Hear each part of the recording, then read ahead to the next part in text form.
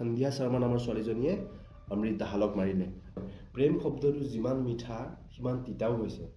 ঘটনা হৈছে বিশ্বনাথৰ গমিৰ অমৃত দাহালে এজনী ছোৱালীক 9 বছৰ ভাল পোৱাৰ পিছত সেই ছোৱালীজনীয়ে যেতিয়া তেওঁক ভাল নেপাওঁ বুলি বা তেওঁৰ লগত বিয়া নহওঁ বুলি কৈ দিয়াত সেই ল'ৰাটোৱে একো ৰাস্তা নোহোৱাত সেই ল'ৰাটোৱে ছুইচাইড কৰি দিলে।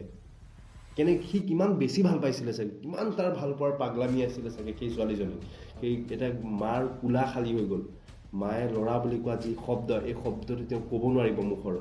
এজনী ভণ্টিয়ে নিজৰ ককায়েকক হেৰুৱালে, এজন পিতৃয়ে নিজৰ পুত্ৰক হেৰুৱালে, তাতকৈ দুখ লগা কিবা হ'ব পাৰে নেকি?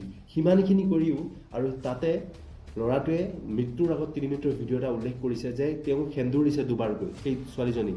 এই ছোৱালীজনী কিমান ফাল্টু থাৰ্ড ক্লাছ ছোৱালী হ'ব পাৰে যে সেই দুবাৰকৈ সেন্দুৰ দিয়াৰ পিছতো সেই ছোৱালীজনীয়ে সেই ল'ৰাটোৰ লগত বিয়া নহওঁ বুলি ক'লে আৰু ভাল নাপাওঁ বুলি ক'লে।